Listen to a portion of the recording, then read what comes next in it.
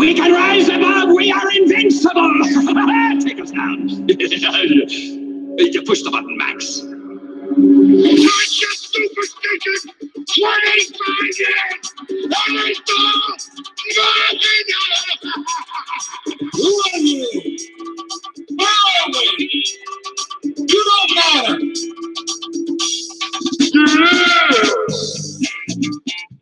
We know where to! Where is my...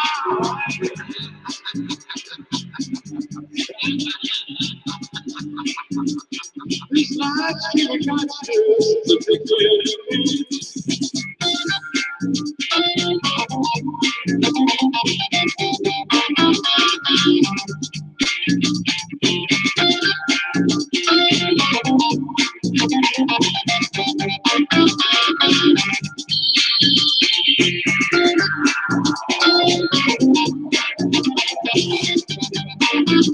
feel like I'm taking crazy pills.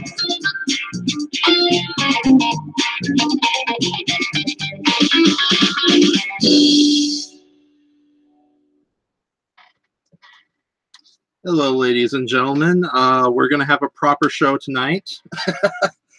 Completely ignore whatever the other guy was doing. We are two completely different people. And I'm going to get Win on the show pretty soon, as well as Brayton. And it's going to be a fairly short live stream of consciousness. So we're not going to go overboard with the 6 hour stuff. We're just this is basically we're going to yell at the accused, aka myself, for what you just saw probably a couple of minutes ago. So hold on. Keep crashing. Oh, I just got him. Oh, wait. Hold on.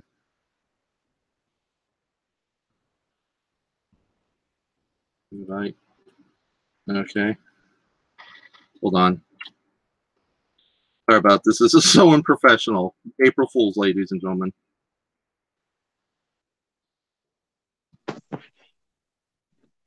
I see someone has joined us. Okay, here we go. Excellent. So we have Win on tonight. Mm-hmm. Wait, what? What's happening? Surprise! I'm actually doing a very, very short live stream of consciousness tonight. Thank you for joining us, Brayton. The reason I'm doing an actual episode of live stream of consciousness is to kind of get the taste out of our brains of whatever the heck that was, hosted by the other guy. So I hope you guys didn't have to suffer through that. I wasn't in there too long. I just realized that your stream was starting earlier and decided to hop in and see what all the hullabaloo would be with the Dirty McCorruption shenanigans. Yeah. Oh, thank goodness he disappeared pretty quickly. So. Oh, and I think we lost Brayton. Oh.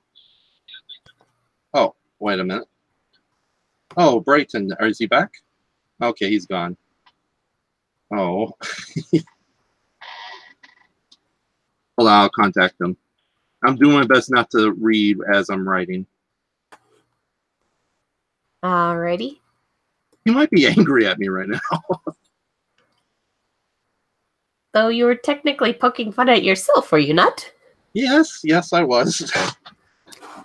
That or Brayton's like a small child. He thought Dirty McCorruption was a real man. You mean he isn't? No, you see, it's all Christmas related. Dirty McCorruption only shows up once a year.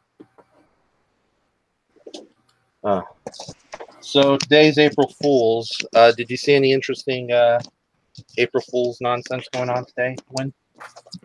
It was pretty boring in town today, though my manager thought she had to stay on her toes because some of the locals do like to play practical jokes, to my understanding. I can only imagine. So it's like not to go into too much detail, but are you like in a small community or just like a fairly decent sized small city? It's a very, very small mountain town a few hours away from Los Angeles. It's in California. It's just a very small mountain town. Okay, all right. So it's like up there they crashed their trucks right through the front door, and they called Honka. Oh God. Okay. So hold on, I think Brayson has left us for good. What's going on? What? Let's see if there's anybody in the live chat. Probably no, there is absolutely nobody. I'm gonna advertise this thing, and this was a bad idea. It's funny. I don't know what the Japanese do to celebrate, or even if they acknowledge April Fool's Day. But one side of Japanese industry / culture that definitely does celebrate April Fools is Toho Studios, and because they're a couple of hours early on, like late March 31st, they posted a trailer for what looked like to be the Jet Jaguar animated series. And if you're not aware of who Jet Jaguar is, he's a robot superhero who assisted Godzilla in battle in the 1973 movie Godzilla vs. Megalon. But here's the thing about Toho. They've done plenty of like practical jokes in the past. Mm-hmm. But some of those practical jokes end up becoming real, like the Godzilla vs. Evangelion thing led to an actual co-merchandise, co-promotion deal thing going on. So, yeah, so I don't know what Toho's ultimate plans are. Well, we'll see. April Fool's jokes sometimes can result in the damnedest things happening. For example, when Warcraft 3 originally came out in the early 2000s for the real-time strategy game franchise, they added in a small campaign involving a Pandaren monk who had become an established and canon lore character named Chen Stormstout into it. And it was a giant panda person, because Pandaren were considered an April Fool's joke at first, but little did Blizzard Entertainment know at the time that they would get so much positive feedback that there'd be a demand to see more about the Pandaren. And when World of Warcraft became as popular as it did, they ended up getting their own expansion in 2012 with Mists of Pandaria. Oh, wow. And now they're a canon race and have their own lore ever since. Oh, man. All the wonderful, weird stuff that can happen. So, speaking of which, I just realized this. Yeah, this is going to be... I'm going to try not to make this a terrible episode like our last episode. But so far, the camera's not working with me. Well, with all things considered, you were still fighting a bit of a bug. Yeah. But by the way, when Dirty McCruption took Robitussin, I had to actually take Robitussin. So. Yeah, my allergies are starting to act up now that spring is here. If more people are going to show up, I was going to put this image in I took earlier and link to myself on Discord to copy and paste the link by saying that tonight's sponsor is brought to you by tissues. God's gift to nasal allergies. Yes, indeed. Good old tissues. Hold on. I don't think Brayton wants to come back. Hold on.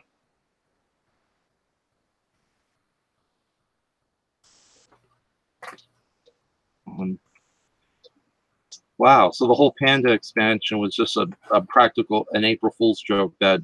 No, not the expansion. Okay. The campaign that was put into Warcraft 3, and then years later, the demand would be so popular that the Pandaren race became canon for World of Warcraft, and they got their own expansion after Cataclysm.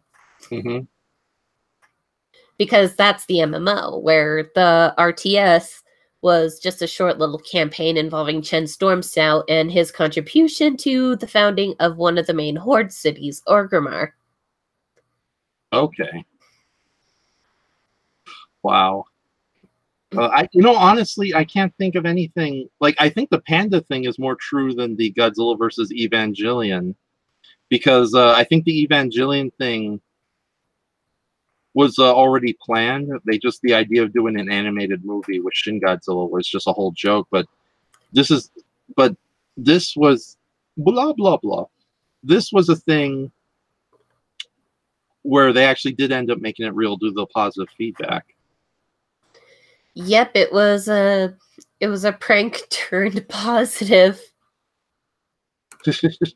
Because, hey, you're pretty much playing a franchise surrounded by orcs, humans, elves, and all that. And while gnomes are silly enough, they're still technically a fantasy race that help with the Alliance campaign. Mhm. How more over the top can this be? Oh my god, giant panda people? What are you trying to do? Pander to the furry community? And for context sake, I'm not bashing the furry community. I know many in the community that are dear friends of mine, and they are very sweet and very functional people. Mm-hmm. Yeah, I can't really say anything because I've drawn plenty of anthropomorphic animal characters myself, although I'm definitely not much of a furry fan, so it's a little too cutesy for me, but to the few furries I actually do know in real life, more power to them because they're generally nice people. Although although I have heard the horror stories about some of the other places, like what was that anthropomorphic convention that went horribly wrong? I think it was Midwest Fur Fest that had a bomb scare. Oh my goodness. I could be wrong. I'd have to ask one of my friends because I'm not as well versed in it as they are, but I try to be as supportive and accepting as I can. Okay. Oh, speaking of conventions, I am desperately trying to get build up money. I shouldn't say that. Not desperately. Trying to gather up money so I can go to G Fest this year, but that's all the way up in Chicago, and I'm in Los Angeles. And what was I gonna say? Oh, Raging Ape, I'm back, and Shoma has got to stop it with the damn bananas. Raging Ape, I hate to disappoint you, especially considering the genus of your handle, but there will be no bananas tonight. So I did not get any bananas at the store yesterday, and I'm taking a little break from bananas. So, but yeah, it's like it'd be interesting to get to G Fest. That's like I already have the room taken care of thanks to my friend Andrew, aka Raging Ape. Thank goodness. Yeah, Andrew has already taken care of the room. I just got to worry about getting the plane ticket, and the sooner I do it, the better, because you know how expensive planes get if you try to do it the last minute. Oh yeah. So. All right, and so far it looks like it's just going to be you and me tonight. So if Brayton does join us, we'll make it a short live stream, podcast, live cast. When a podcast and a live stream love each other very much, a live cast is born. Oh, so that's where live casts come from. Yeah, exactly, little child who just randomly entered the studio. I was told that they were delivered to you by giant birds. No. Giant birds eat children. They don't deliver children, contrary to what Walt Disney tried to convince us back in the 1938 classic Dumbo. So, by the way, have you seen that live-action Dumbo movie yet? I haven't, but from what I understand, it didn't do very well this weekend. Well, well, I mean for box office standards, I think it made about 48 mil, and you know how demanding box office release money can get. Like if you're on a particular budget, you need this much to break even, and we'll have to see how the second weekend goes. Maybe people just thought there was better movies out to go see around the time. I can't really say, but I'll keep an eye out and we'll see if it does well or if it just continues to go down farther and farther. Yeah, and not only that, but you think this would be another defeat for Disney because a lot of people have been kind of writing up their proverbial behinds for how unpopular the live-action remakes of animated movies have become? Yeah, I guess you can say they were doing a response to the elephant in the room. Oh! I saw what you did there. So, So Raging Ape calls the FBI. I guess he's in disbelief that I'm not having any bananas tonight. That or because of my terrible elephant pun. No, right. People do not like puns. So, what's interesting though is what was I going to say?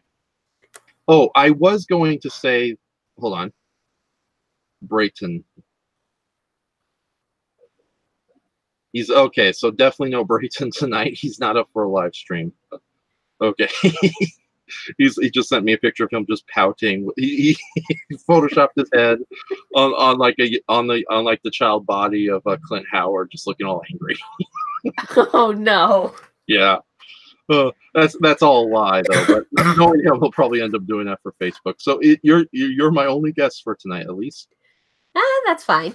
Okay then. All right. And not only that, but it's kind of fun to do. No, I didn't. Yes, Brayton, we just admitted to it, so it's cool. See, oh wait, no, I'm trying my best not to talk while I type. It's a habit I'm trying to get out of. So it'll be a fairly short live stream of consciousness tonight, just for the heck of it. So. On honest opinion, did I go overboard with the Detective Dirty McCorruption short film that was done as a live performance? Nah, it kind of seemed like the other Dirty McCorruption appearances. It was consistent and well over the top. That's kind of what over the top he kind of does over the top, especially being either riddled with bullets or mauled by crustaceans. Yeah, I keep forgetting he got killed by a giant lobster. So, Yep. yeah. So, and to talk as in the actor studio, I took Dirty McCorruption to a new region. This was calmed down, not so hyperactive Dirty McCorruption, other than all the screaming and drunkenness. Okay, thank you, Elise. I was afraid that wasn't going to work out. So, no problem. Okay, so and thank you for deciding to join me at the last minute. Yeah, I wasn't really doing much of anything, so I figured, why not? And with that, yeah, and since Brayton's not going to be here, I guess I will toot our own horns, our proverbial horns, and just you got a chance to see our Mystery Science Theater fan film recently, correct? Oh yeah, you guys did a really awesome job. Andres friggin' killed it as Tom Servo. I know. It's like it's almost as if he was born to play the role. So. Oh my goodness. Yeah, but no, it's funny. We've gotten a lot of good reviews too. We actually have a page on the Mystery Science Theater Wikipedia. Oh, nice. Yeah, hold on. I will put that link for you, me, and Raging Ape to see. So cool. Yeah, but oh my goodness. So you know what that means? We're only 2 days away from being sued by Joel Hodgson. So. Well, you acknowledge that it was a fan film, so you can't really do too much, especially since you guys did technically have a small little disclaimer. That is true. That is true. So, oh wait a minute, hold on. Maybe I can get another sucker into this live stream. We can move it up to.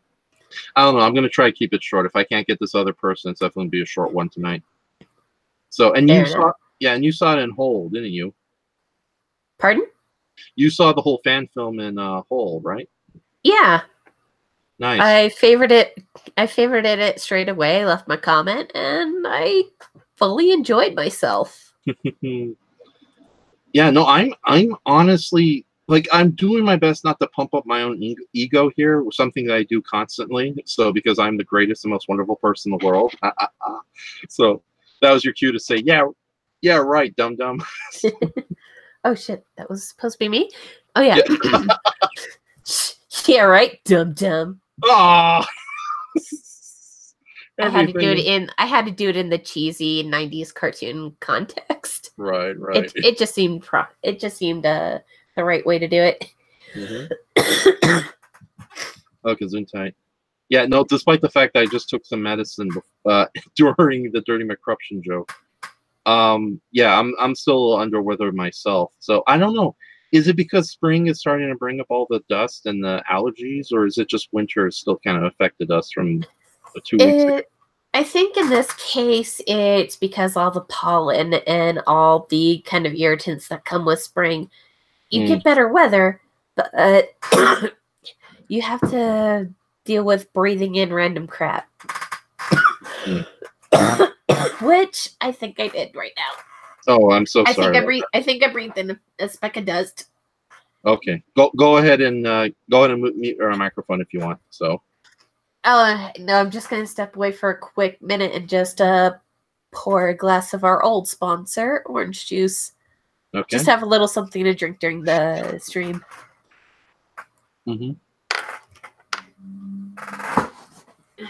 Okay, hold on. We got some Raging Ape. I love puns. Oh, good for you, Raging Ape. Let me throw a cookie at the screen. There you go. I hope you can catch it. All right, and Brayton says you're killing the mystique of the character. Dirty McCorruption is real to me. Damn it. So, now while we wait for Win, Raging Ape actually brings a really good question that's ape related. I just saw a vid of the movie set of Godzilla. Oh, okay. Godzilla versus Kong. I guess leaked footage or leaked behind the scenes footage, I guess. We'll get a reply from Raging Ape. But I just posted the Mystery Science Theater Wikipedia's entry for our fan project. So yeah, no, it's very exciting that we actually got some notice. And the video itself is nearing 900 views already in less than 3 days. So I'm very, very, very excited about that. So subscriptions. Okay.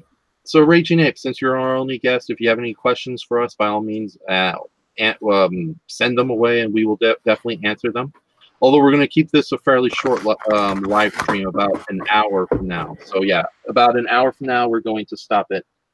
So yeah, around 10 o'clock my time, this will be the end of the live stream. All right, I'm back with some orange juice. Nice. Yeah, orange juice is the nectar of heaven when you're sick. So as far as I know. Sick, allergies, or when you're just thirsty and you're trying to not have another soda. Yeah. I had 2 things of Diet Coke earlier. Now, is it true that diet sodas are a lot better than regular Coke as far as health-wise, or just Coke is Coke and they don't really help either way? The only difference is it uses a different sweetener. So if you're diabetic and you want a soda, you can go with Diet Coke.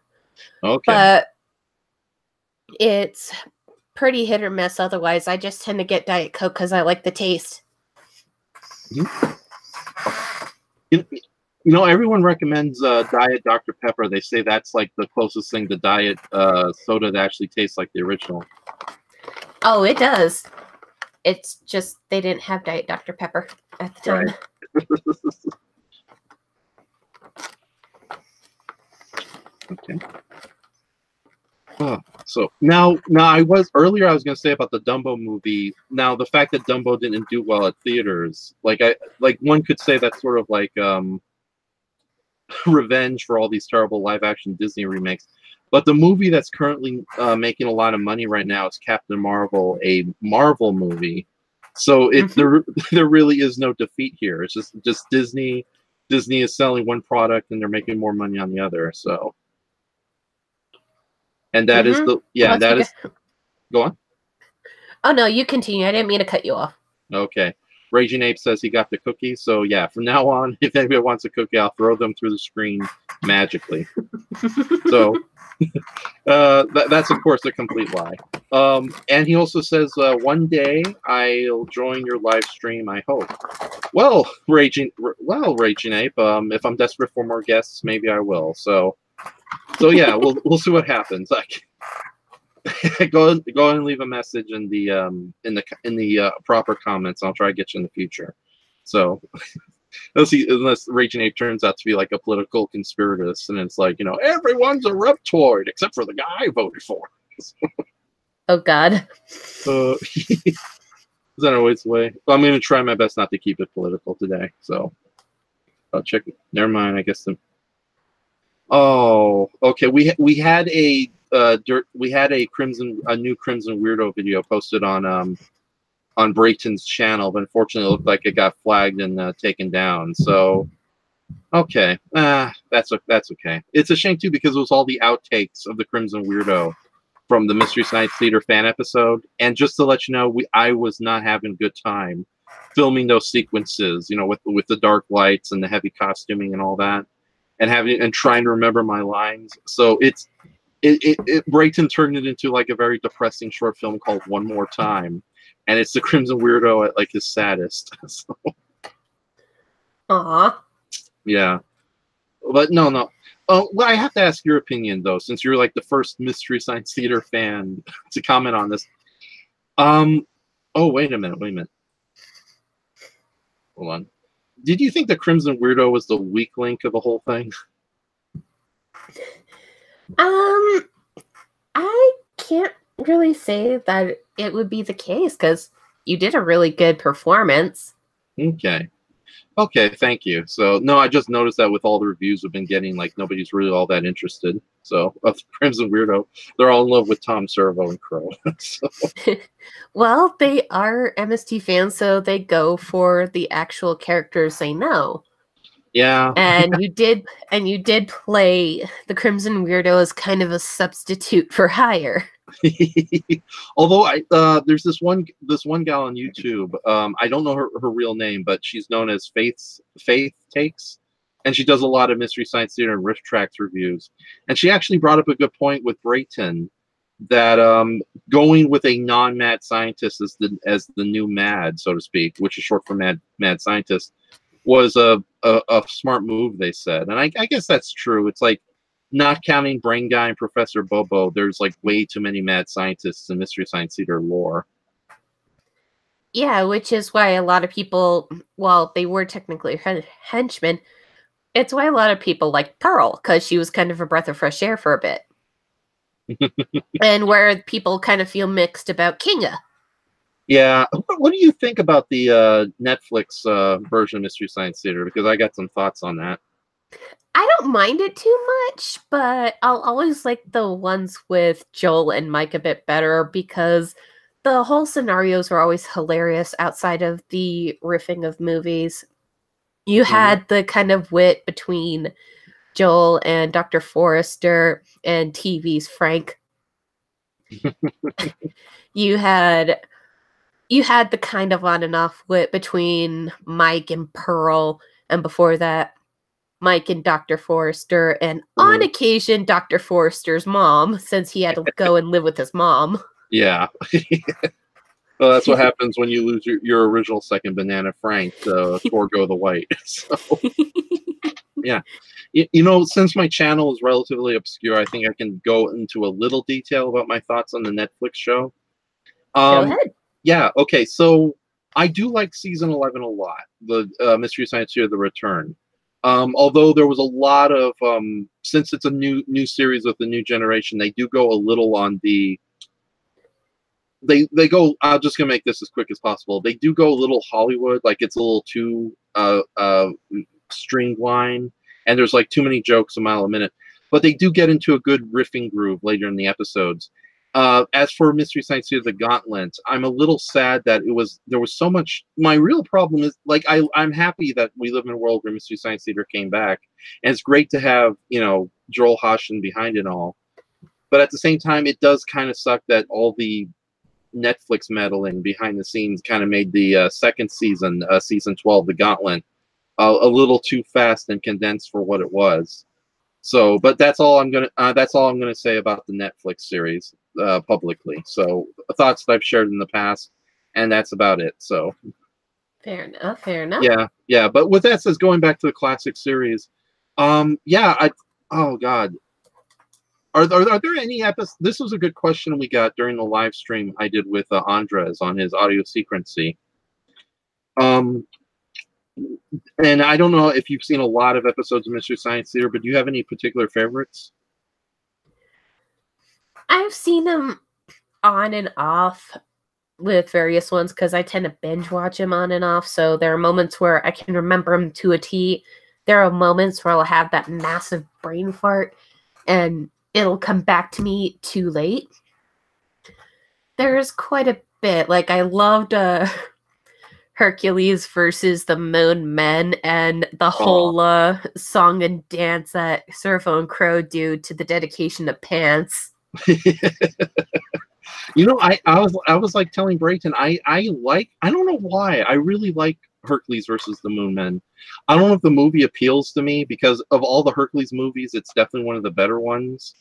Like which isn't saying much, I know, but but yeah, it's an entertaining movie, and I'm not just saying that because, you know, I'm in Shoma and there's like 3 gorgeous ladies in the movie, but it does, yeah. But it does do a very good job kind of mixing the fantasy elements with the adventure elements. But it's like, what is it? Hercules Unchained. That's technically not a bad movie because it's well produced and they obviously put some effort into it. But it's kind of a mediocre movie because most of it is just Hercules and this evil redheaded witch making out in a cave. Yeah. Yeah. That was a little what the fuck there. Yeah, exactly. And it's the majority of the movie too. It's like by the time we get into the main conflict, and there's not a single monster in it too, I think. I think there was some like a battle with some lions. But other than that, yeah, Hercules Unchained is just like, oh god, how much more time can you two make out? And that's the problem I had with Hercules, the many loves of Hercules too. It's like I don't care how massive they made James Manfield. Like, the movie is just so bloody boring. It's melodrama soap opera at its worst. And even with the presence of several monsters, plus it gets depressing too. It's one of those Italian movies where if you're not the lead character with plot armor, you're dead. Yep, just like most sci-fi B movies. Exactly. And oh my goodness! But with like Hercules versus the Moon Men, they have a good supporting cast. I kind of like, you know, how Hercules is just generally like, he's a much more affable guy than he usually is portrayed in these movies. And I guess that's the performance of Alan Steele, or if I'm getting the actor's name wrong, Brayton will probably correct me in the comments. But yeah, and also I really like the idea that the main villains are the non-human aliens from the moon. In fact, I thought if they ever did a Mystery Science Theater convention here in LA, I would go as Rodolphus, the representative of the Moon Men. So, because his costume would be so easy to make, just like very simple paper mache and just get some silver sheets, and boom, you're good. So, how are you doing? I'd probably go back to blonde. I'd probably go back to blonde for a while, try to do my hair up in the most messiest bun as possible, and try to do my best impersonation of Pearl, even though I'm not really as big built as her. But she was just such a hoot to watch in those seasons. Pearl is a joy. It's like, yeah, she's a fucking treat. Yeah, that's the word I was looking for. She's a treat, because it's like Kevin Murphy has said in interviews that Pearl can be a very hard taste or a very decisive character, but I don't think she's like Professor Fate from The Great Race. She's incredibly endearing despite being this incredibly rough and gruff woman. So, and I also love how one of the things I love about Mystery Science Theater and its villains is like the weird, almost Looney Tunes relationship they have with the lead heroes. Like, one moment it's like, oh, I'll get you, I'll destroy you, and next moment it's like, oh, Mike, come over to my van, let's talk a bit. So it's like one of my favorite sketches, just this comes out of nowhere, is like Mike floats to Pearl's van when she's just out there drinking coffee. It's like, oh, how are you doing? Oh, I'm doing okay. And they're just very nice. And it's like, okay, Mike, I'm gonna have to send you a movie. You don't have to. Oh, I got to. So it's like, and then Crow, it's like, oh, hey, Crow, how you doing? And it's like, oh my, and then it's like, as Mike and Crow leave, she's like, oh, I'll destroy you and ruin you, and oh, you know the rest. Yeah. So yeah. Oh, yeah. And what's the name of the actress who plays Pearl? I'm drawing a blank right now. Shit, I can't remember either. I just at one point I thought it was the same actress who kind of played Dr. Forrester's mom, because they kind of looked a little similar in costuming. Oh, actually, that could have been it. Yeah, it is the same actress because Oh shit! Yeah, Pearl Forrester is Dr. Forrester's mom.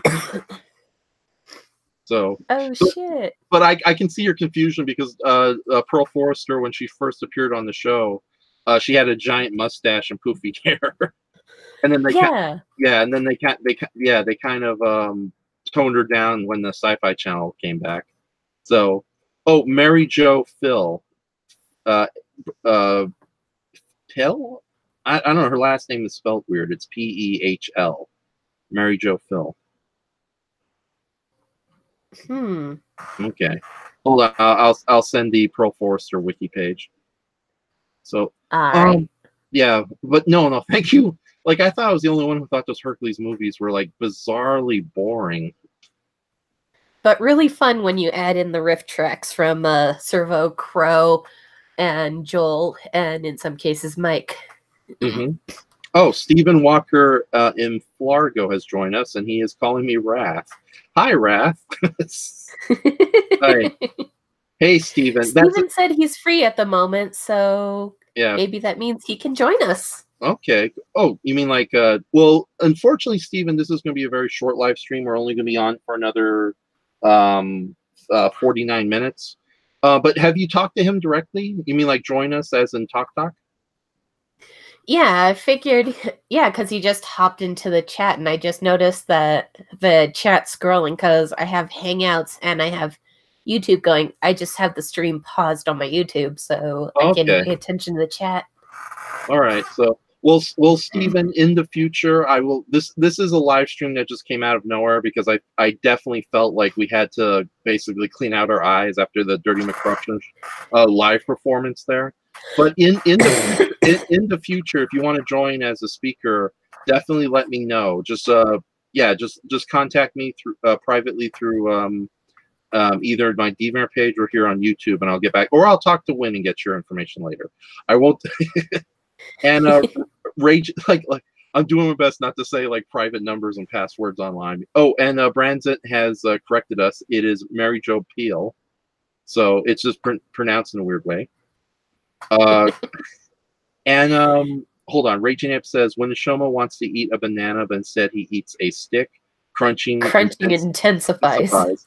I have no. Another reason I'm keeping this live stream short is I have no liquids or food with me, so I can do well without food. But without liquid, I'll sound like a dying man of thirst at the end of that. Steven says that's okay. Yeah, but no, Steve. Yeah, Steven, if you want to be a guest, definitely let me know in the future. So we'll talk beforehand, and then I'll interview you, and then I'll see if you're worthy for the broadcast. So Raging Note says I'll send you a note on DeviantArt. All right, cool, Raging Ape. I will definitely get you there. And oh god, where were we? Okay, yeah, those Hercules movies are pretty. You know, it's funny. One person who wrote an article about us on his blog page about Mystery Science Theater, he says he actually enjoyed our episode of Gamera versus Virus way more than he did the actual Gamera episodes. And looking back on it, he might have a point, because as much as I love the Giant Turtle, I'm starting to think that the Gamera episodes aren't that good. And I don't know if it's because of the movies themselves or the riffing isn't up to snuff. The riffing for the first Gamera movie and Gamera vs. Giron are really good, but the same can't really be said for Gamera vs. Barugon, Gamera vs. Gauss, Gamera vs. The Breakfast Club, and Gamera vs. Zigra. One of those are fake, by the way. I kind of figured. Yeah. Gamera fought the Breakfast Club. Oh my god. Poor Judd Nelson. Yeah. Judd Nelson used his fists to break a hole in Gamera's chest. Brayton says, "You're insane and wrong. Feel shame." I do. You're right, Brayton. But you're just telling me what I already know. Okay. So Steven says, my work schedule is crazy at ATM at the moment. Thank you for telling me what ATM means, because I was gonna say Steven has a free ATM. How did he steal one? And Shoma is Shrek. Oh, I'm not that popular, and I'm not that hideous, so I'm okay. Unless there's like some horrible fan culture that's thinks Shrek is a handsome person or something. Oh Lord. Okay.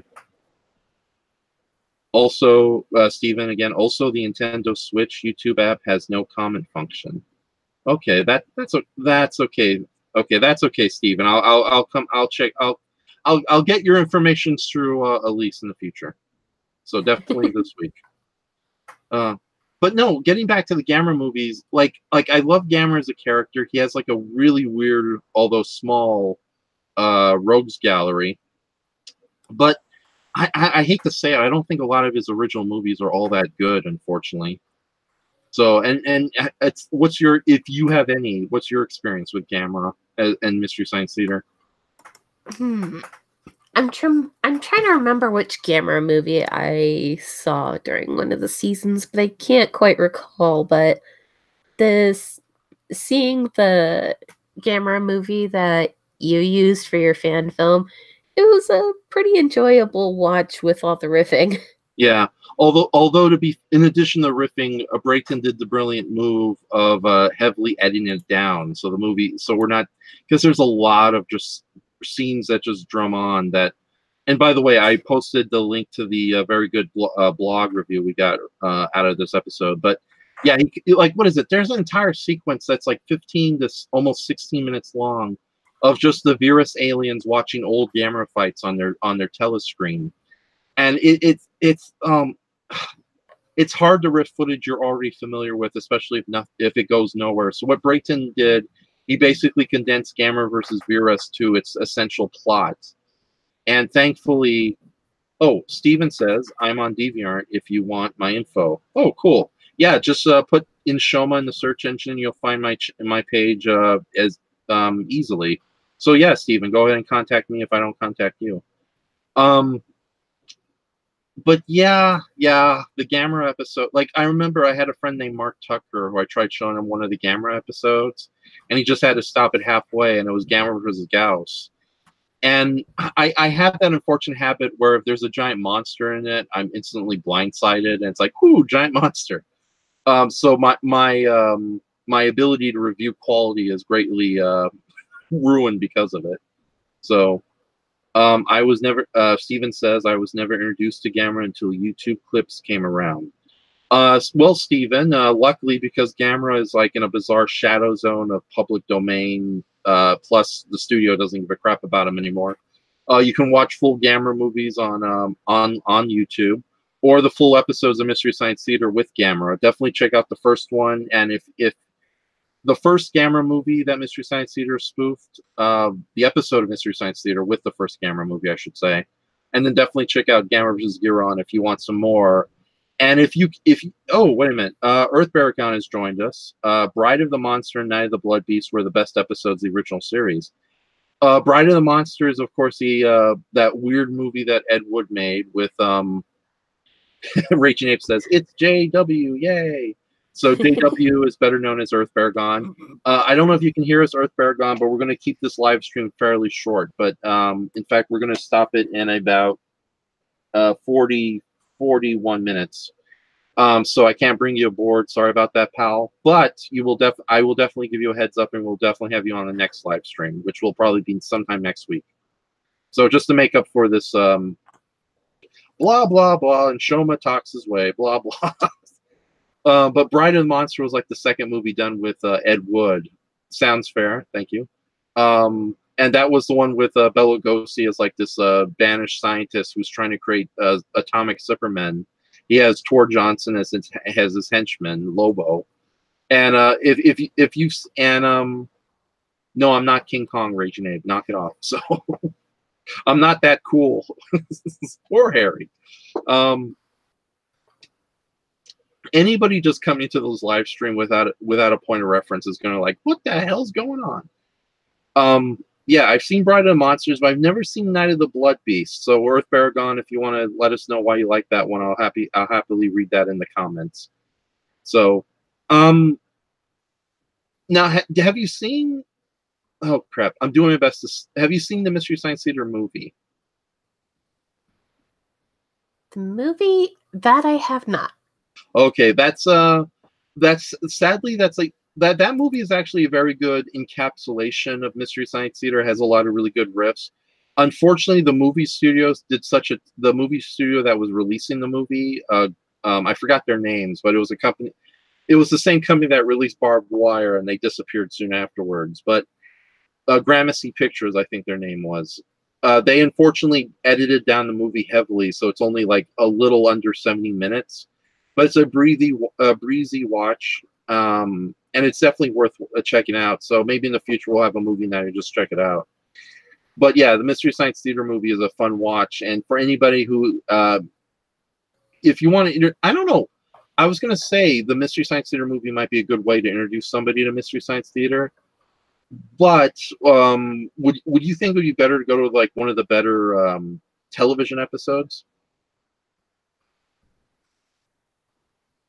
Could you kind of repeat that question? I kind of had a bit of a lag spike. That's okay. That's welcome to Live Stream of Consciousness. What would be a good way to introduce somebody to Mystery Science Theater if they've never seen it before? A good way to introduce, I'd tell them to kind of check it out on Netflix, since a lot of people have like an account there.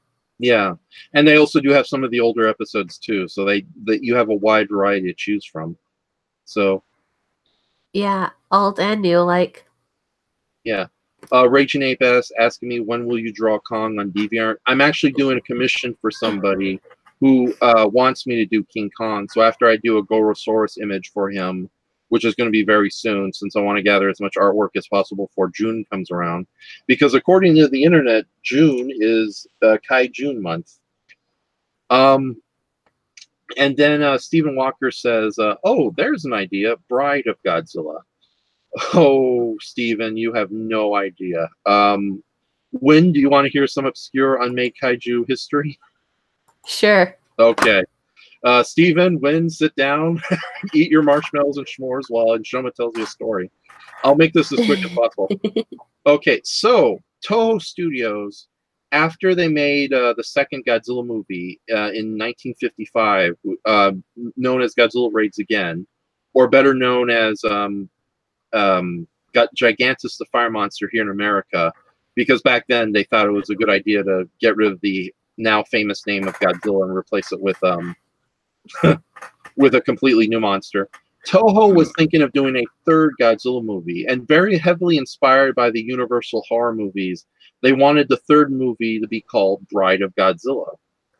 They gave writing duties to the screenwriter who would go on to do a movie called The H-Man, a really good, lesser-known Toho monster movie about a battle between policemen and gangsters that's interrupted by these hideous slime mutants. It's actually a pretty good movie. But no, he wrote this insane script where basically a mad scientist, Dr.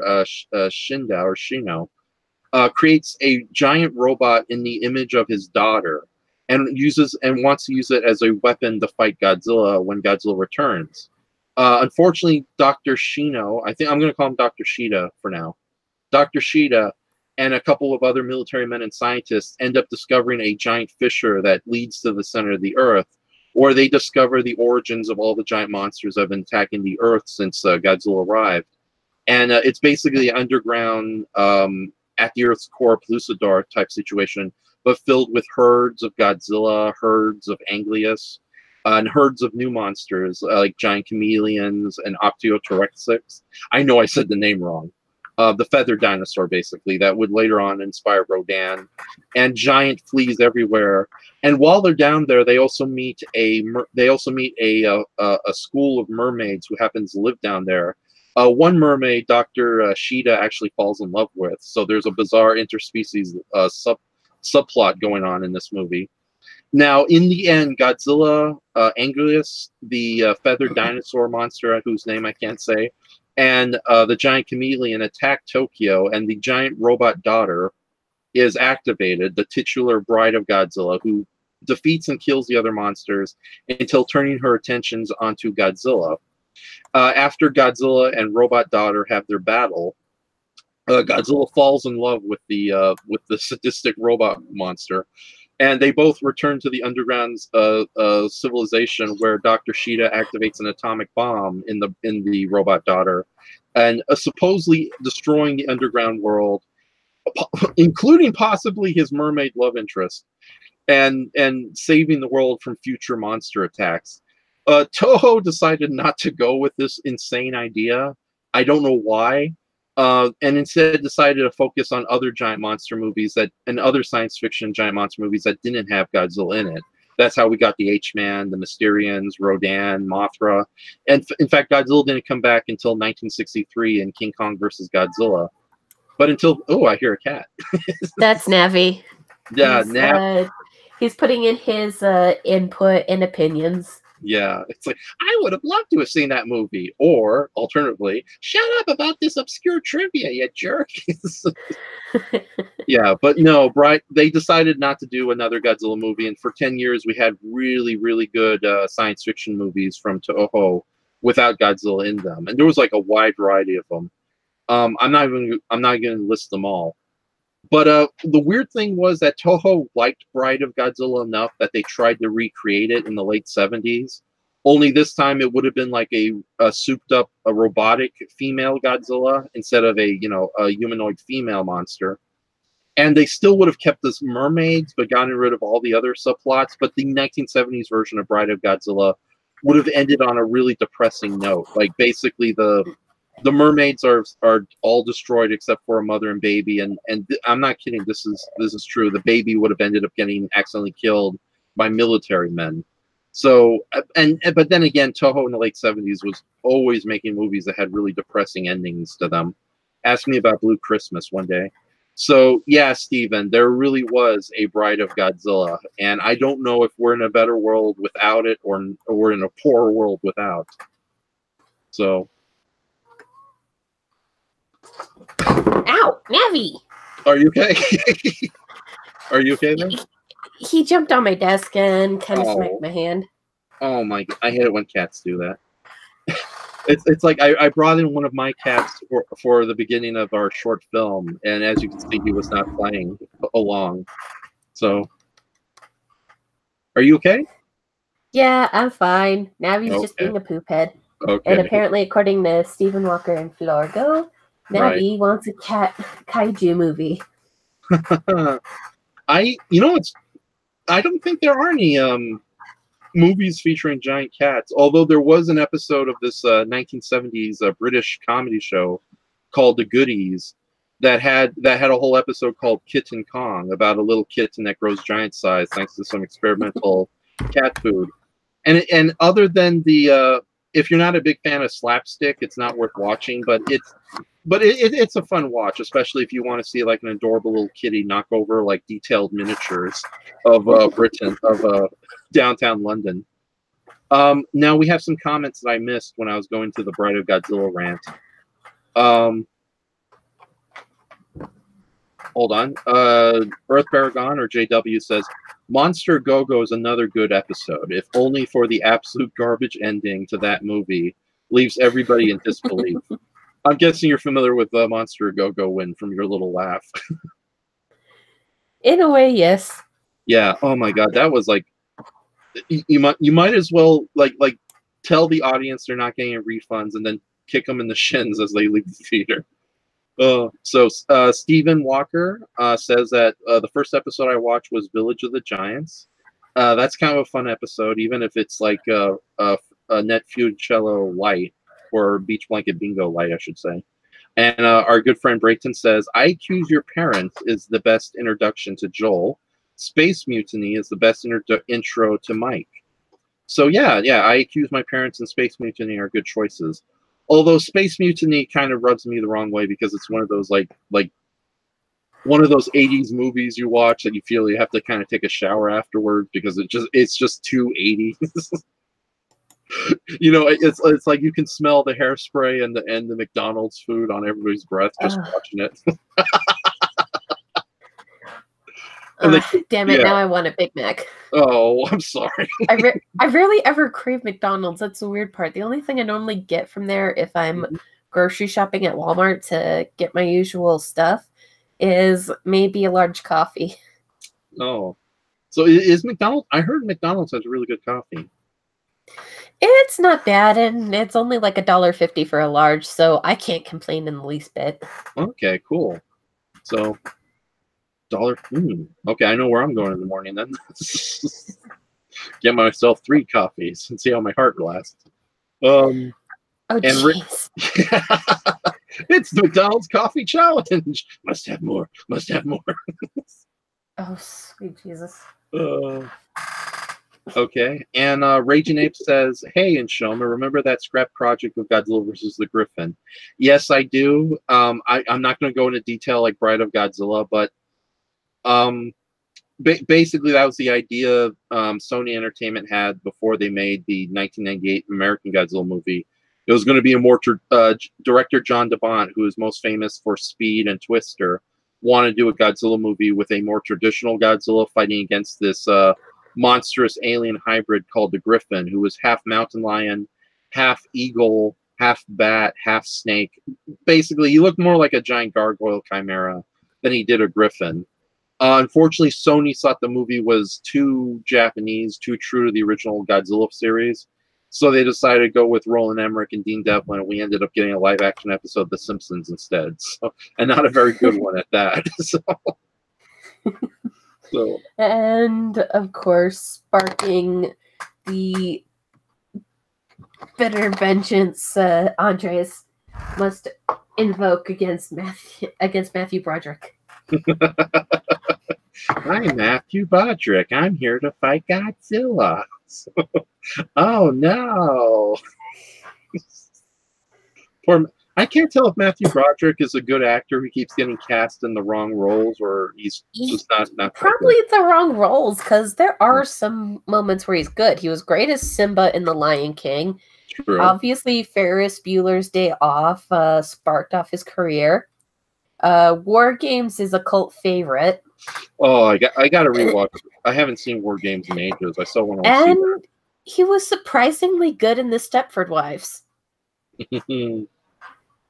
The remake of the Stepford? Yeah, the remake. It was like the 2003-2004 remake. It also had Nicole Kidman, and it had Bette Midler as one of their neighbors. Oh my goodness! I'm familiar with the first Stepford Wives, but the remake, is it worth watching if you put your baggage and love for the original at the door? Yeah, it's actually not too bad. It's worth a watch, even if just once. Okay, then. All right, then I will have a Stepford Wives double feature. Although knowing my luck, there's probably like an obscure third remake that we don't know about, like a made-for-TV crap version or something. Oh God, I wouldn't put it past you. Only on the Hallmark Channel. Tonight on Hallmark, a movie where women are treated terribly because men are evil. Or was that Lifetime? I can't tell. To be fair, it's really hard to tell the difference between the two channels. I understand some dudes are assholes, but these channels seem to have a very, very clear bias. Yeah, it's like almost every movie on Lifetime in the Hallmark Channel is like a prequel to the events of Queen of Outer Space. Where did all the men go? How did this planet of women only have shown up? Oh, this is why. It used to be like Earth, but no. Okay, and Raging Ape says, "All right, I gotta go. See you in Shoma, and don't eat those bananas." See ya, Raging Ape. I hope you do well tonight, and we'll talk to you next time. Oh, Earth Baragon says there is a made-for-TV sequel to the Stepford Wives. I knew it. 1980, Revenge of the Stepford Wives. Oh dear Lord. My goodness. No, that's how. Go on. I was going to say, if you ever do an episode 2, that would definitely be a fun thing to do. And if you decide to add in any additional voice work, I'm game. That looks so fun. Oh, in 1987, Stepford Children. Oh my goodness. So there's a whole Stepford film series. Oh, wow. Oh my God. And in 1996, I knew there was going to be a crappy 90s edition. In 1996... movie The Stepford Husbands. Gotta make it equal opportunity. Oh my goodness. My brain is blown. Like those are all just made for TV, so chances are they've probably faded into obscurity. Yeah. Unless they're like on very cheap ass DVDs you can find on Amazon or eBay. Oh my god. Oh god. Now I regret not bringing Earth Baragon in because I was like, Earth Baragon, explain yourself. What the heck? Well, we have a little bit of time. We can probably let him pop in for a few minutes if he wants to. Yeah. Okay, then I will extend this by an extra 10 minutes. But yeah, we're definitely not passing the 10:30 mark, so we're gonna stop. Works for me. Yeah. Okay. Then I'm good. Yeah. Okay. Earth Baragon, you're coming to this live stream. You need to explain what the heck is up. Have you? Those are all. Oh my god, that's like finding out Jesus came back yesterday and basically told everyone to go F themselves and went back home. That was a terrible analogy. I deeply apologize. That's like finding out that there was like an Indiana Jones TV show where he was both a child and a teenager, but I guess that never happened. Never, ever happened. Being facetious. Navi seems very, very triggered. Yeah. Yes, I mean you, Fuzzball. Right. Wow. Steven, quote the Dalek, explain! There are more Stepford Wives movies? Explain!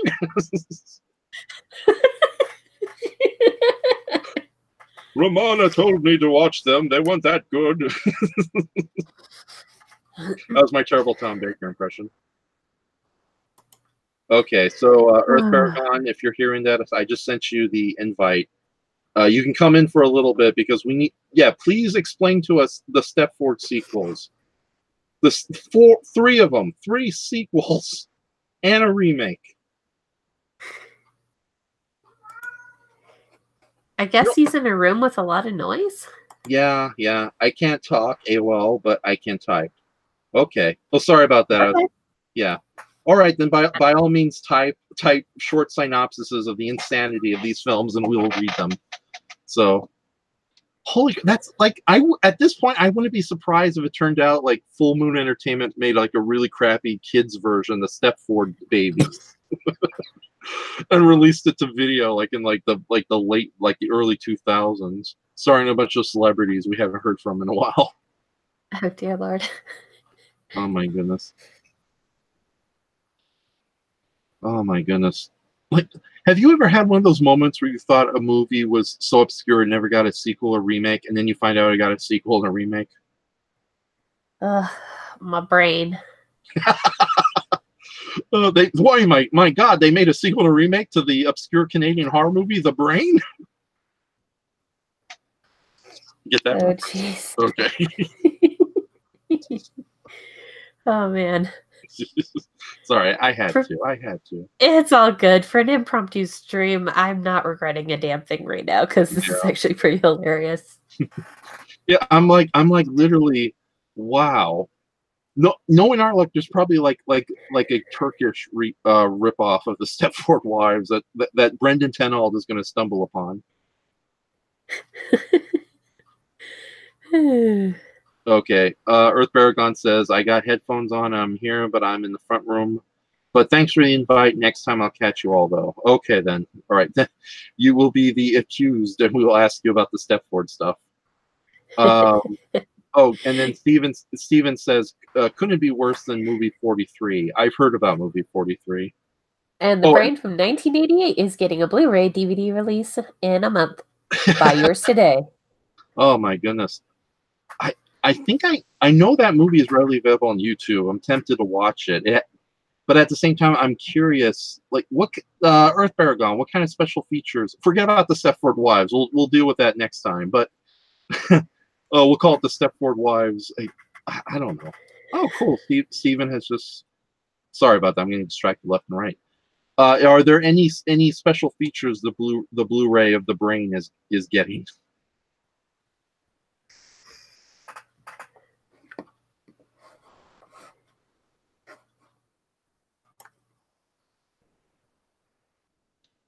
Oh, sorry, I guess not. Now, does Navi always get all active whenever you're doing live streams, or or is this just the way cats are in general?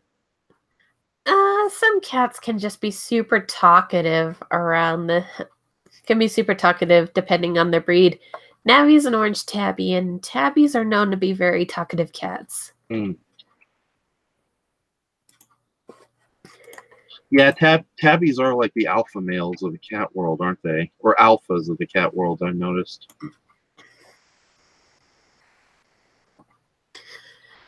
Yeah, it's like there's tabbies. Bengals can be pretty opinionated and talkative too. Let's see.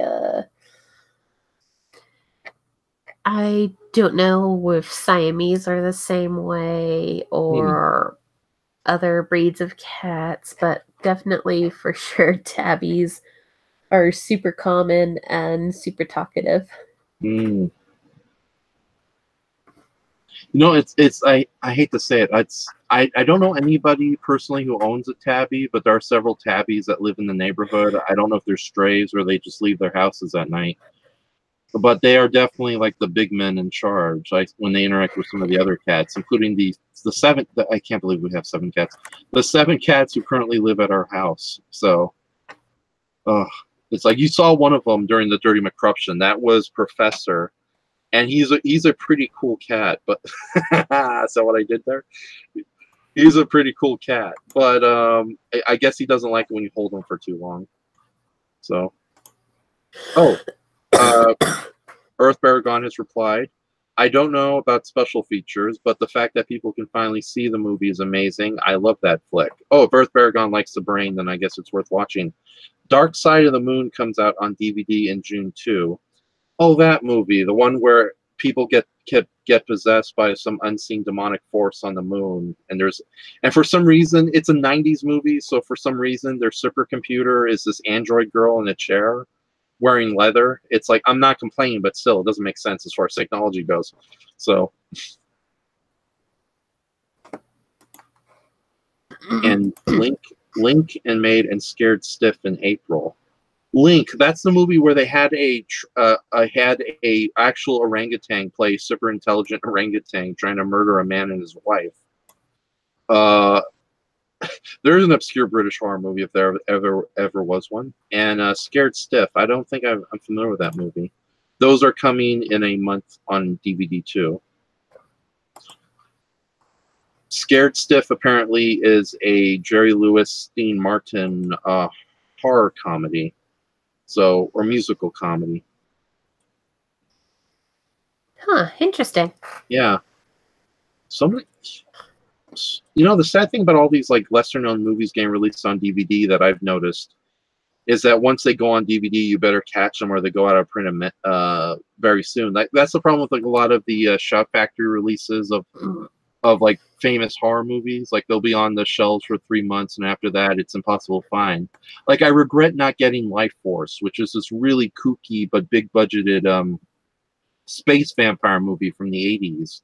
That's very reminiscent of like the Hammer science fiction films of the 60s. And unfortunately, that movie is more infamous for the fact that its lead female vampire is nude throughout the movie. And nothing wrong with that, but it's like the rest of the movie is good. It's not just that one infamous element that everyone has to harp upon.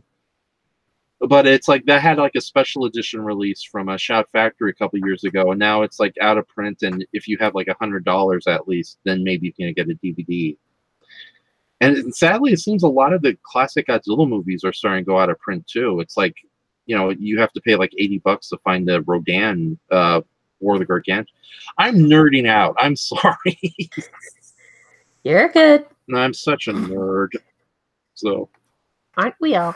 Yeah. Oh, have you seen Captain Marvel? No, I haven't yet. I haven't really gotten around to seeing many movies yet, but from what I heard, despite all of the hullabaloo surrounding it, that from the people that I know that did see it, said it was okay. And if I did see it, it would be for 2 reasons. 1, Jude Law, because I love his acting, and for Goose, because cats in comics need more love. Goose is adorable. Right. Though Navi has more power than Goose. Navi will destroy us all. Okay, so I apparently Earth Baragon shared the cover of Scared Stiff, and it's not the Dean Martin, Jerry Lewis comedy. It looks like a 1980s horror movie with a little kid and a woman fighting off against a three-eyed mirror demon. So, yeah, Earth Paragon, what the heck is Scared Stiff? It's a pretty obscure 80s movie, he says. I have not seen Captain Marvel myself either, but I'm interested to see it. Especially since it's one of those movies that filmed in my backyard. Like, they use the... I know there's a whole action sequence that takes place on the metro train. And I literally live like 2 blocks away from the metro train that's featured in the trailers. So I'm interested... Because it's funny, there's this really good Tom Cruise movie called Collateral, where he plays a hitman who forces a taxi driver to help him on his rounds late night in Los Angeles. And the climax has our heroes, played by Jamie Foxx, leaving on the metro train from downtown. But then immediately the next stop is the metro train right next to where I live. Oh, nice. Yeah, and it's funny too because in order to get to downtown, you have to take multiple train changes. You know, you got to go from the green line to the blue line to the red line. So there's no way in hell that Jamie Foxx and his a significant other were able to escape the evil Tom Cruise hitman in just one go. They would have to take multiple stops. They would have to go through like downtown area and all that. So it's just hilarious to see places that's kind of not represented well in movie form. So, and it's funny too because a similar situation was the original Death Race 2000. They filmed a lot of the scenes in Death Race 2000 around Los Angeles, but for all the future cities where the races would start, they would film literally in a industrial area that's just less than a mile in walking distance where I'm at right now. In fact, I could take a 20-minute walk, and if I had a handheld camcorder, I could show you. Unfortunately, that whole area was redeveloped, so it doesn't look anything like it did back in the 70s. So it'd be hard to show. But yeah, those were the same roads where David Carradine's Frankenstein battled Sylvester Stallone's Al Capone on the streets of the distant future. Jeez. Yeah. So Death Race 2000 is a pretty fun movie. It's a good mix between dark post-apocalyptic science fiction, but also a lot of like comical satire and humor that Roger Corman was doing during then. So this, I guess we'll just call this movie recommendations and nothing else. I think that'll be the title of tonight's episode. Sounds perfect, and I think we're getting close to our stop limit on the clock. Yeah. Since we couldn't get Earth Paragon, I think we're going to end it in 10 minutes. So if anybody has any last-minute questions, by all means, send them. We will answer them before we turn this off. Earth Paragon. Steven says, nothing wrong with being a nerd. Damn right, my friend. So it's to quote the Nerderator from Freakazoid. Nerds rule the world. Earth Paragon says that is Scared Stiff, a pretty obscure 80s movie. All I remember is there is a broken object and a demon thing and something scary happens. Something scary stuff. That sums it up. Yeah, exactly. So, all right. And of course, according to Brayton, I'm not allowed to talk about Detective Dream of Corruption anymore, so I will keep that to a minimum. Okay. All right. Oh, are you looking forward to the Shazam movie coming out next weekend? Yeah, that does look fun, I will say. Yeah, and it's funny because usually DC has put like a major embargo on all their movies beforehand, but now I'm guessing they're so confident with how well this movie came out that they're giving it early screenings and allowing the reviews to show up like 2 weeks beforehand. Yeah, and from what I understand, it seems to be getting positive feedback. Yeah. Oh, I have not found a single bad review so far, so that says a lot. Yeah, I think DC kind of got its groove back because after Wonder Woman, they seem to have started to majorly improve. Yeah, exactly. Although I did see Aquaman, and I do have some thoughts about Aquaman. But have you seen? Okay, it's definitely worth a single watch because it is definitely, for spectacle alone, it is magnificent. It is very imaginative, very colorful. Some of the sequences are just downright insane. But with that says, it is a bit of an embarrassment of riches because there is too much madness and insanity going on throughout the whole thing. Like I love, okay, as you know, I love giant monsters, or as Steven would say, spooky, scary kaiju. But it's like towards the end of the movie when they were starting to introduce armies of giant catapult crabs. I was like, oh, okay, really? Another giant monster? I just got done with the Mosasaur introduction. It's like, come on, man. I wouldn't be surprised, especially since how Aquaman's been getting a better rep over the years with his appearance in Justice League Unlimited, his brief cameos in the other animated DC expanded universe movies, and his cutscenes in the Injustice and Injustice 2 games where you just see this giant shark come out of nowhere. You don't want to mess with someone who can sick a shark on your ass. Yeah, or somebody who can summon forth a 400-foot long Julie Andrews. You'll get that reference when you see the movie. So, oh, I believe you. Yeah, okay, yeah, but no, it's funny. Aquaman, at times, there's like scenes that are truly breathtaking and really imaginative, and then and I also love how they go for just full-blown color. This isn't like most comic book movies where if it's a daytime scene, it's overly orange or yellowish, or if it's a nighttime scene, it's too blue. Like, they really do allow a lot of different colors to show up throughout the scenes. I'm doing my best not to go into spoilers here. So visually, it's fantastic. It's worth the price of admission alone, or the DVD rental when it finally does come out on. I think it already is on DVD. Yeah, one of my coworkers mentioned it was out on Redbox today. Oh, cool. I might pick up a copy because as a giant monster completist, I have to get the movie. But also, I love how they brought some of the more insane elements from the original comics into the physical form, and it looks great because Black Manta's costume looks actually really good, and they stay true to it as much as possible, maybe even improving in some examples.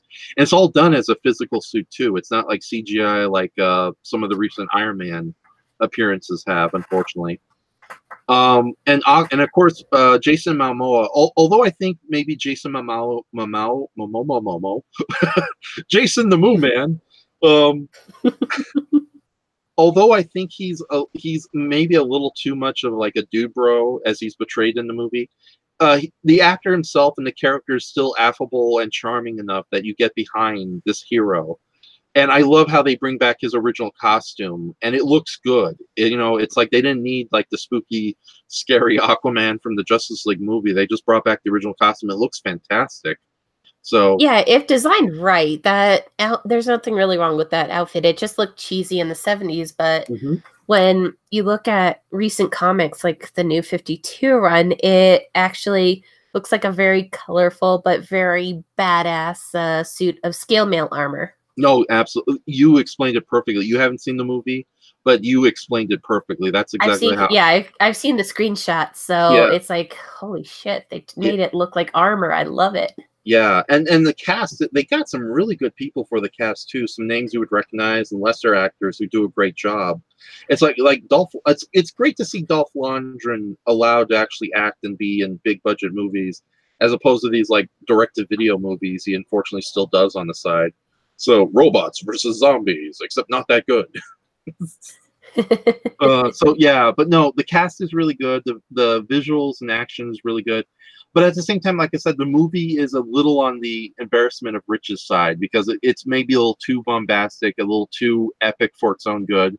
And at times, some of the story decisions and action beats feels like you're watching a movie from an alternate universe where Batman and Robin was actually a critical and audience darling, and they still made superheroes and movies this day with like that kind of weird moments of questionable decisions and camp thrown in. Like I don't want to go too much into detail, but there's some scenes where it's like, that's a little too brutal. It's like, why was that in there? And then you get the idea that there was a producer. It's like, I don't care if he's an innocent character. He needs to be eaten by a mosasaur because it's going to be cool. But it kind of undermines the conflict, is it? No, mosasaur eating now.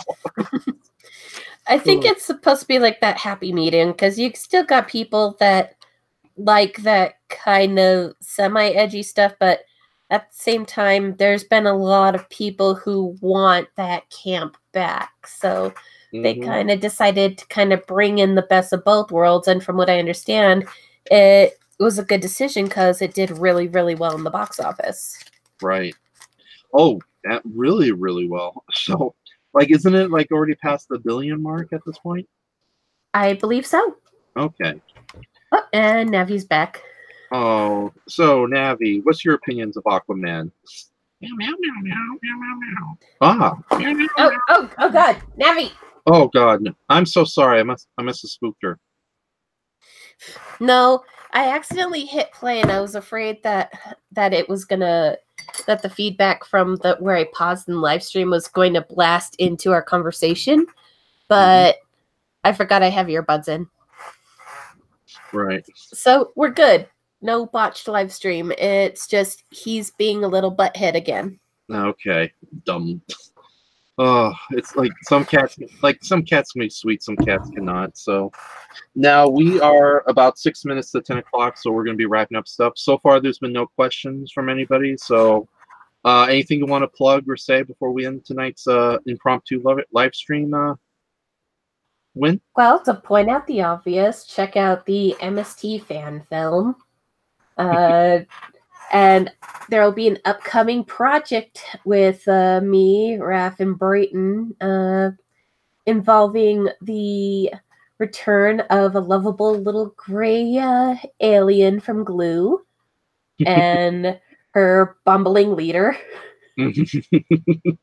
just to be clear, Jack Hobson isn't the leader of Glue, but he sure acts like it, doesn't he? I just figured he was kind of who ran the show because I never really got to fully finish reading all the Glue lore you sent me a while back. Well, that's okay. When I go into the lore, I go overboard. Oh, Steven does send one last question. What do you think of the Ghostbusters meet Transformers crossover coming out? Oh, this is a comic book from Boom Studios, I believe, and it's the Transformers meets the Ghostbusters, clearly. I'm intrigued, even though I'm not the biggest Transformers fan in the world, although I do adore Ghostbusters enough to check out whatever new is coming out. But other than that, I don't know. We'll see how well the story was made, because it's like I was honestly surprised how good the Batman versus the Teenage Mutant Ninja Turtles comic was. Oh, it's not Boom Studios. It's IDW. Thank you for correcting me, Stephen. I feel like such an idiot. We all have our brain parts. Yeah. IDW Comics. Yes, thank you, Stephen. I get it. Yeah, no, I will. I recently got a chance to read the Batman versus Ninja Turtles comic, and that was surprisingly good. I really did enjoy that. So much so that if I can get my own copy, I will. And of course, I love that scene where Michelangelo is thrown through a window and he warns the Gotham restaurant patrons. It's like, guys, there's a psychopath in a bat costume. He's going to kill us all. It's like, yeah, that would be my first reaction to Batman if I had no knowledge of who he was and I was fighting him too. So. I don't care if you're innocent people or criminals. We got to get out of here. So, and Brayton says, I voiced Batman in a fan-made motion comic of that like a year ago. Oh, cool, Brayton. Nice. Yeah. So, Brayton, is there any examples of this easily available online? If you can answer in the next couple of minutes. We'll not wait. Yes, like Win was saying, we are going to do another Glue project, and hopefully that will be sooner than later. I just have to go back and edit down the script some more because, yeah, when I write, I write. So, yeah, so I got to go in there and chew the fat and burn what's left. So, but yeah, we'll be doing that. And I also, just a quick question. Are you okay with the amount of lines I gave you, or you want more? Or to quote Zorak from Space Ghost Coast to Coast, more lines for Boo? Whichever comes to your mind, I'm cool with. I like the amount of lines that I have at the moment, but if you decide to add more, as you're writing this cool beans. Okay, nice. Because yeah, it's, as you can see, I kind of took Jack Hawkson's dialogue down a bit because I don't know. I think he's a little too unsavory of a character for people. Like he's much nicer than Detective Dirty McCruption, believe it or not. But relatively speaking, but yeah, like the Crimson Weirdo, I think he works better in like introvolds. So, and Brayton says yes, would have to look around to find it again. Well, then we will definitely talk about it next time. So, I think the next episode, Live Stream of Consciousness, won't be done on the fly. We'll definitely give everyone a heads up. And I think the title would be like, they made sequels to the Stepford Wives will be the official title. And I think I will take your recommendation and find the remake, and just to add more to it, to find, you know, just to share thoughts on the remake. It should be dirt cheap on Amazon by now, because that movie came out like 2003, 2004. Oh, nice. And my friends Mark and Cammy, who helped film the Crimson Weirdo stuff, they they definitely have an Amazon account, so they might help me there. So, all right, ladies and gentlemen. So to Steven, Earth Baragon, Brayton, and of course you win. Oh, and Raging Ape has left us. He exploded in deep space. I'm going to say good night. Thank you for joining us on this April Fool's post show. And I don't know when the next live stream of consciousness will be, but it will definitely be before the end of April, and it will definitely be more. We'll be more professional this time. Okay. Any last words, Brayton? Damn it! Any last words, Win? All good. And I think I've said everything that I needed to say. So I think this is where we go off the air. Mm-hmm. I will leave call, sign off, and we should be seeing you within the next couple of weeks, folks. Wonderfully said, Samuel. I mean a win. Or that was a joke. It's like my mom. Yeah, it's like my mom when she gets all our names wrong and she just ends up calling us all Toby. So. What's your name? Your name's Toby. Get over here. Okay, so from all of us here at Live Stream of Consciousness, thank you for joining us, and we will definitely see you later. Good night. See you next time. Bye. Hey, you can't end it without me.